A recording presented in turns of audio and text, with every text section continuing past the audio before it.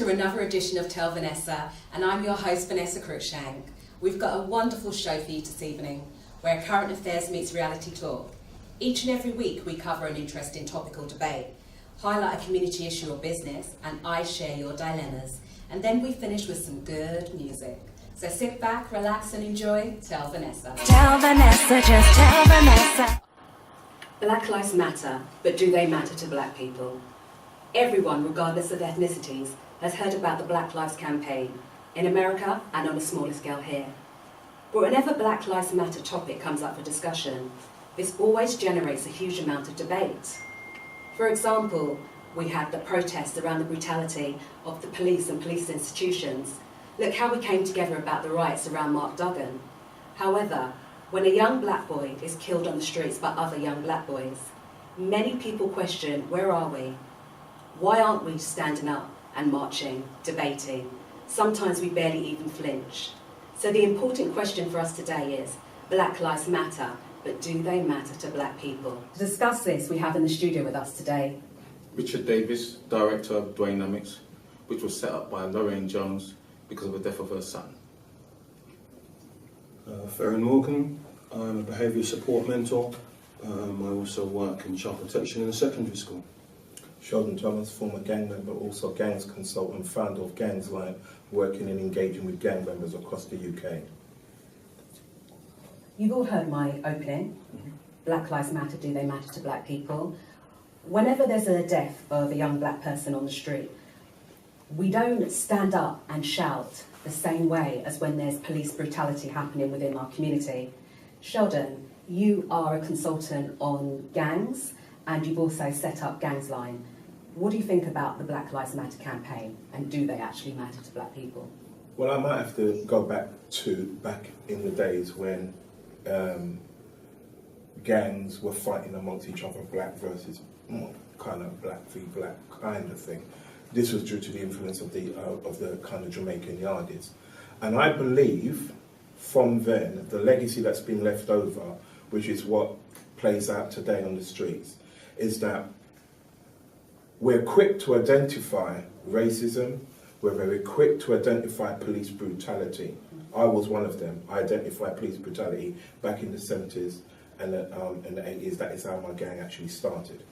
But what I began to realise was because of my role within the gangs, within the Yardies, I began to see a disturbing high amount of violence towards other young black men. This is stretching back to the late 70s, early 80s, right through to the 90s.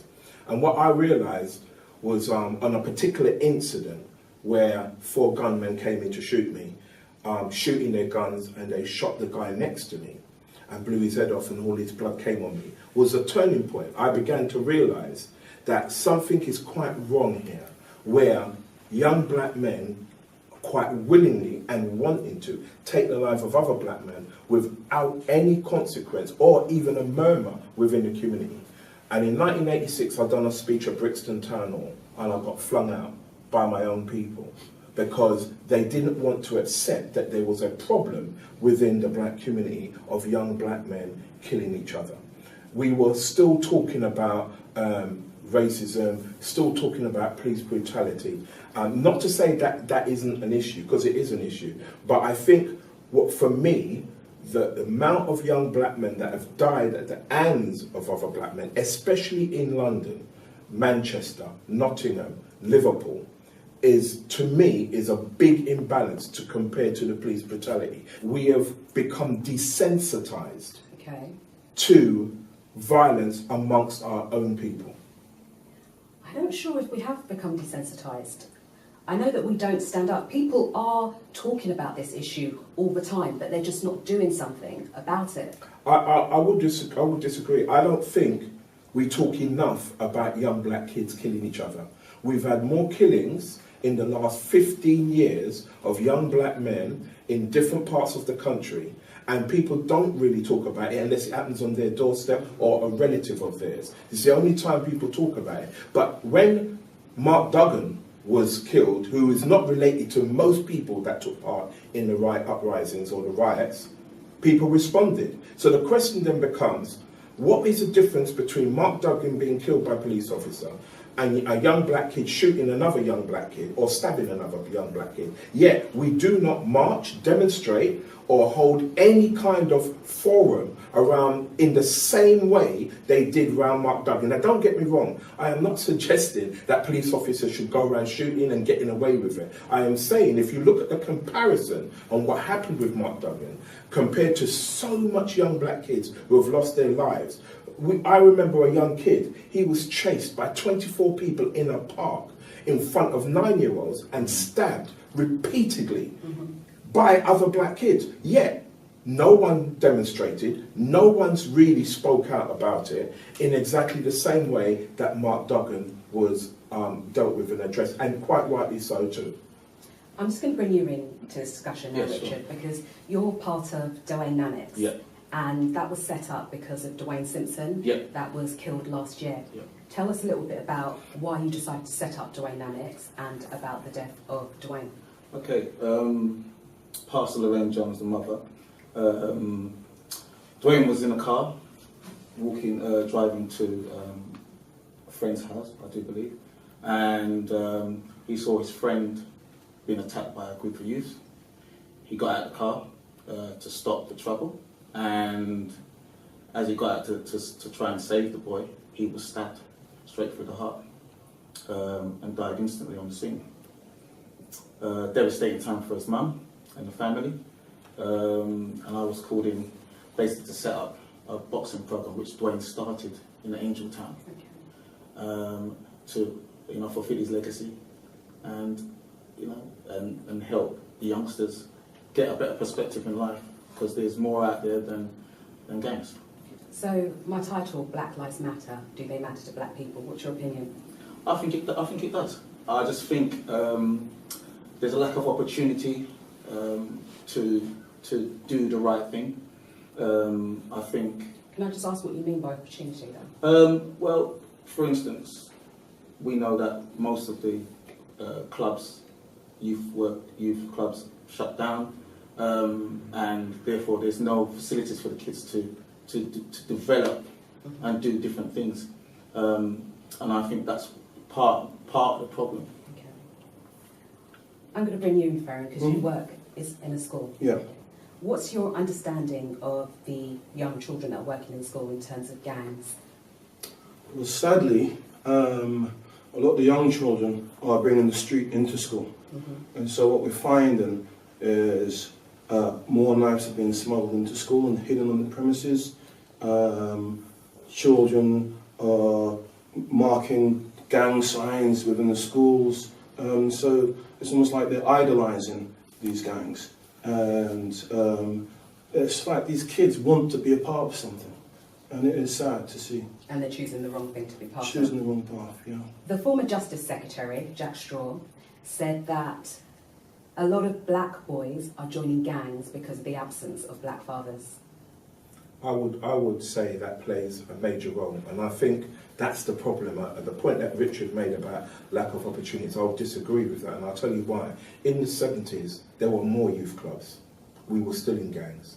But not to the extent of... We were committing murders. There was lots of murders. In fact, during the 80s and 90s, there were more unsolved gang black on black related murders than at any time before. Unsolved. I can point out 50 murders right now that has never been solved. So we need to be careful when we start thinking that youth clubs suddenly means that that it offers opportunity. The problem has been is that within the black community, we're failing to address fundamental root causes, psychological problems, because in the black community we don't like to talk about mental health, and that is still being a scourge. Okay, I'm an example of that, somebody who had personality disorder. Also, if you look at the percentage of gang members that we have accounted for instance, we've engaged 7,000 gang members. 77% of that 7,000 had no fathers in their lives. So the question is why are we afraid? Sorry, is that we had a discussion last week about the absent black fathers, and what we said that although people say that they're not living in the same household, it doesn't actually mean they're not absent. It does, because when we spoke to gang members, when we've engaged with gang members, we've specifically asked them, have you had engagement?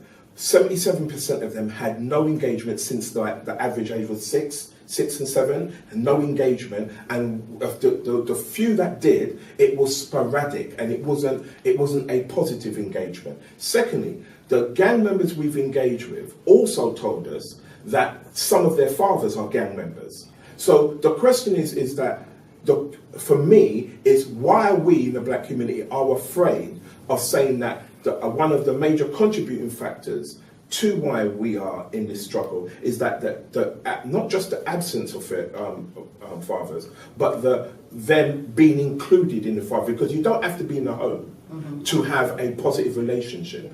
But So they've got granddads, they've got uncles. not in this day and age. You're wrong. You're not in this day and age. You're wrong about that. They do. No, they don't. Okay. No, they don't. Hang on, Sheldon, let me just say, before we came on here, I spoke to a group of youngsters, and I wanted to get them to come onto the show. Yeah, they'd previously been in gangs. Some of them still were in gangs, and I was asking them, tell me about why you got into gangs. I wanted to find out, do you have fathers in your lives?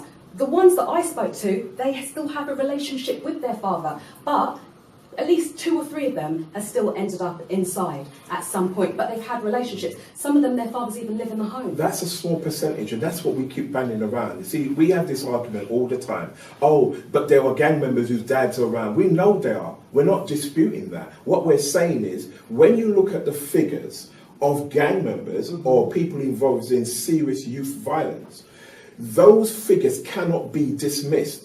When you look at the figures of gang members whose fathers are around, it's a very small minority. You do not have on a regular basis a young kid who's killed or stabbed somebody coming from a house where the father is there, the mother is there. That doesn't happen often compared to the figures that we're talking about. If you look at the percentage, and we can't hide that, and I know when it comes to this subject matter, black people as a whole, we're afraid to address it because it means we have to look at ourselves. I had to look at myself. I have 4 children. Okay. So I had to decide, when that guy got his head blown off next to me, I had to make a decision. Do I want this to be a part of my life? And do I want my oldest daughter to see me grow up in Pentonville? Well, personally, working in a secondary school, there is an element of that, but black fathers not being around enough, being supportive enough. But from where I am in my secondary school, I just think that a lot of the parenting skills are missing. So, for example, there's no boundaries. Okay. The kids don't have any respect, no manners.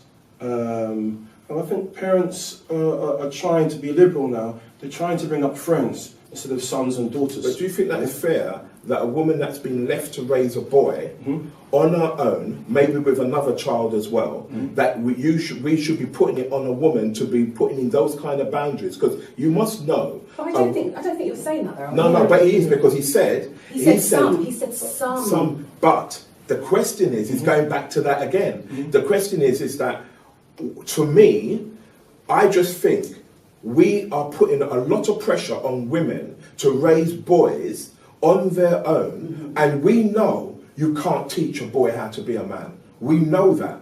But the question is that in society, they've almost accepted that is part of the issue. So I disagree with him when he says that there's no boundaries. Boundaries are set when there's a discipline. To me, boundaries are set when there's a male figure. Sheldon, that's how I see it. I don't think so. I think, because I've spoken to a lot of women about this topic, and a lot of single women, and I've seen their kids, and their kids are spectacular.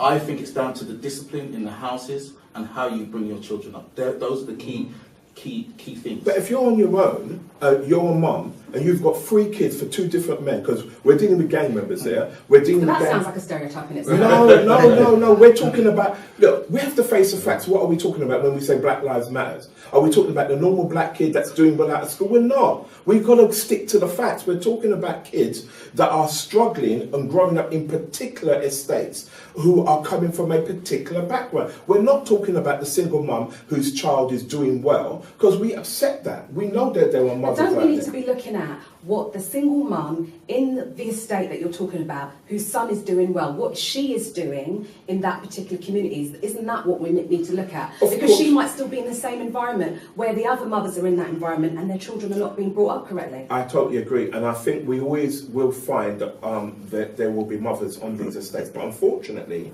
and I know from my own personal research of going this, because I've visited over 200 estates in London, Nottingham, Liverpool and Manchester, and on these estates, unfortunately, they're in the minority. It's the majority of the people on the estates who are not doing so well. And we always try to say, but the mums that are doing well, we know the mums are doing. We need to ask ourselves, why are so much mums not doing well? And when you look at it and you narrow it down, it comes down to they don't get the support that is needed from a positive male role model.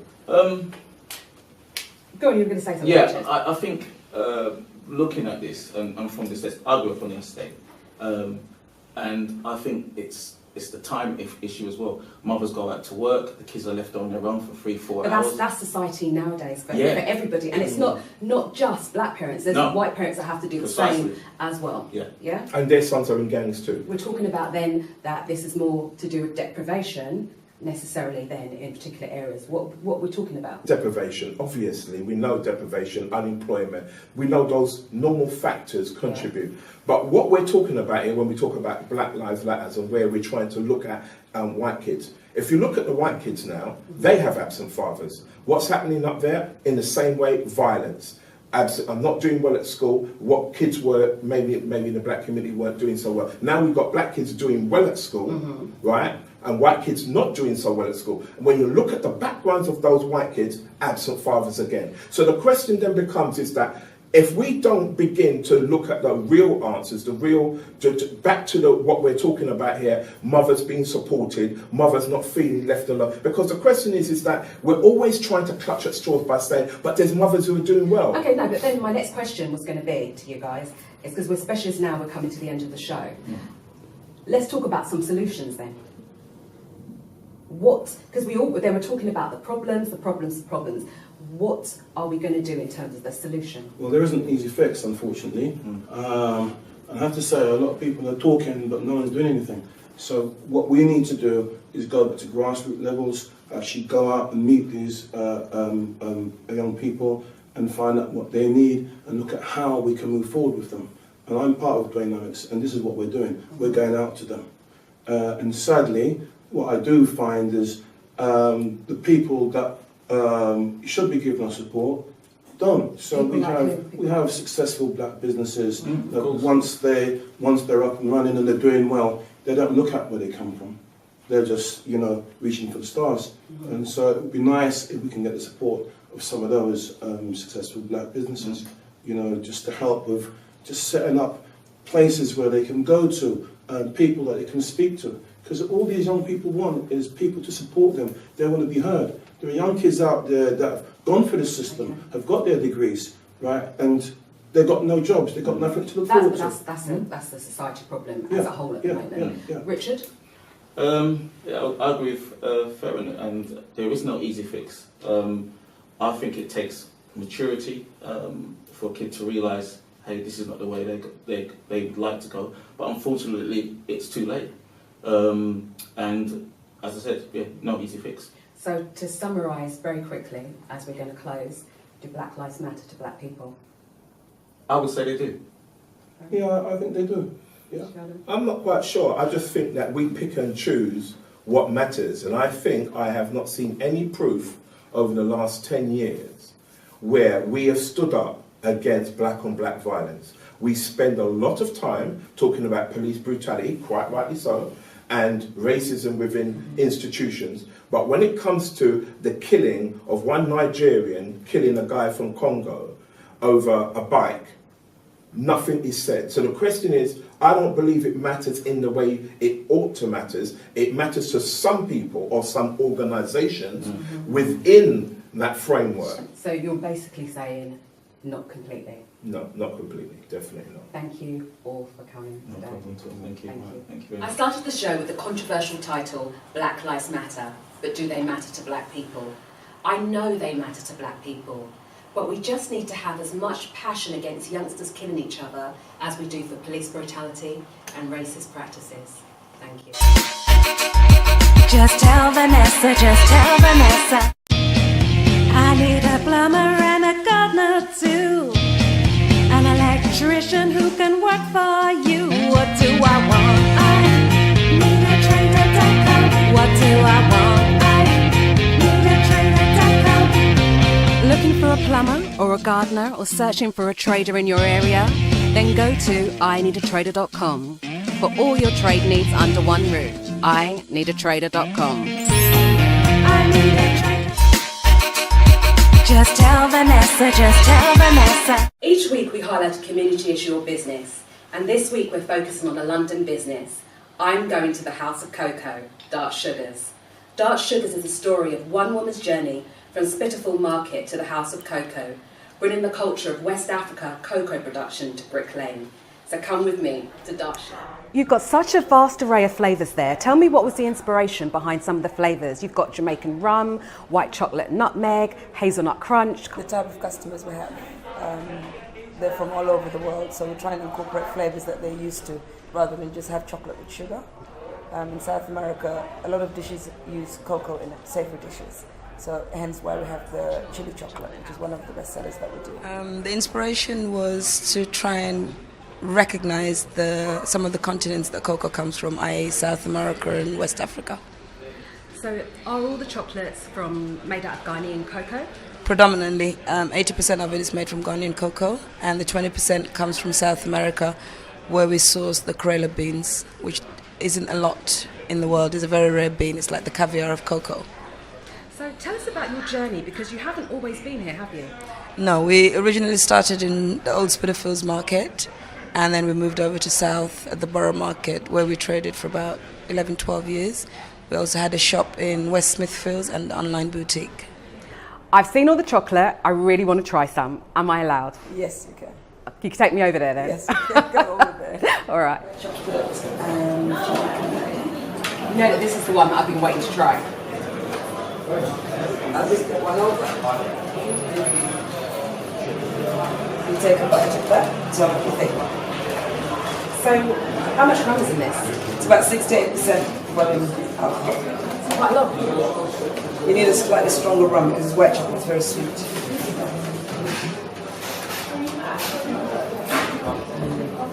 That's in your rum. It's creamy. You can taste the rum. It's delicious.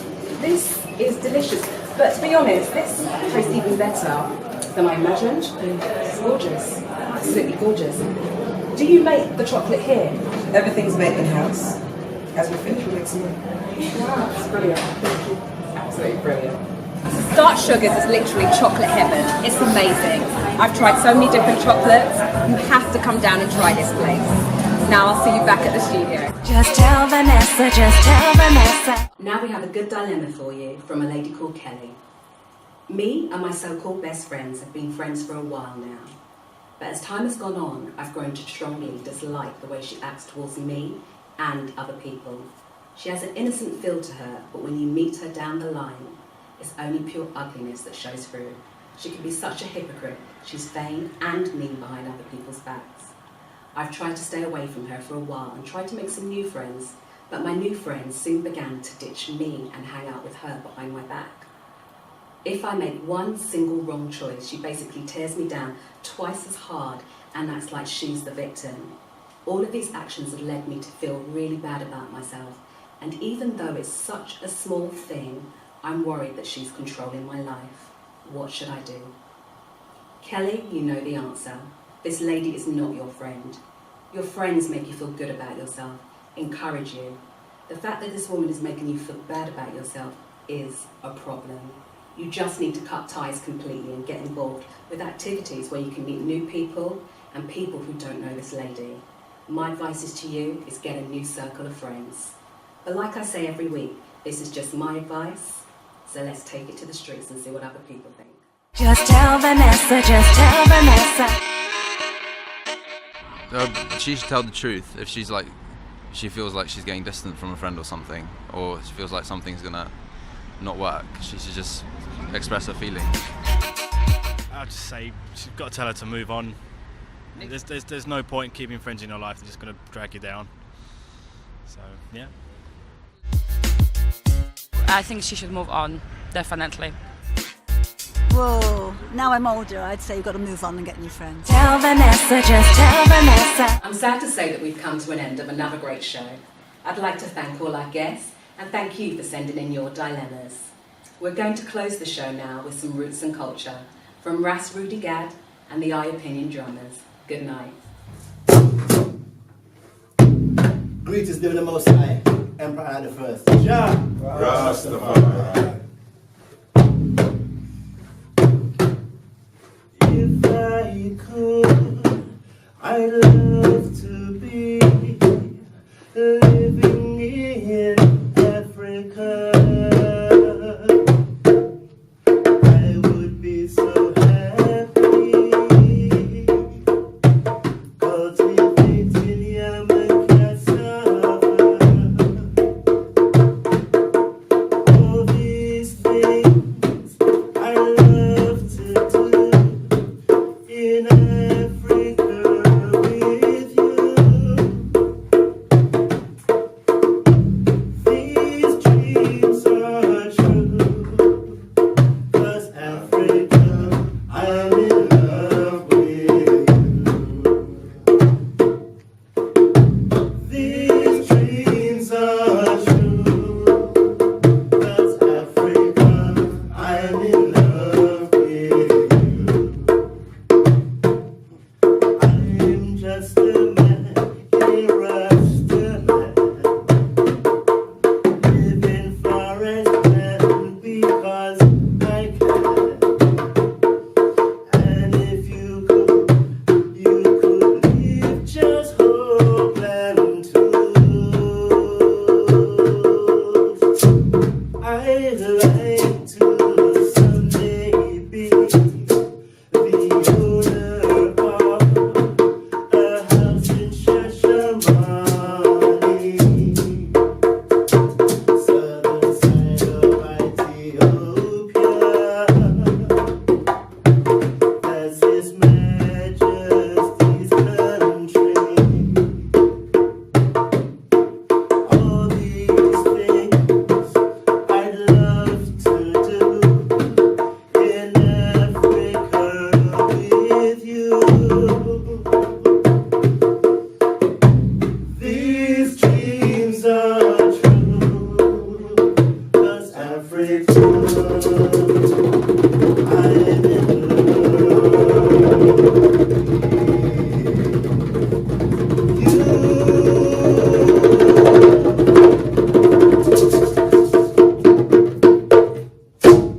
Jah Rastafari. Just tell Vanessa, just tell Vanessa. Just tell Vanessa now, tell Vanessa now. Just tell Vanessa, just tell Vanessa. Just tell Vanessa, just tell Vanessa now. Tell Vanessa. Tell Vanessa now.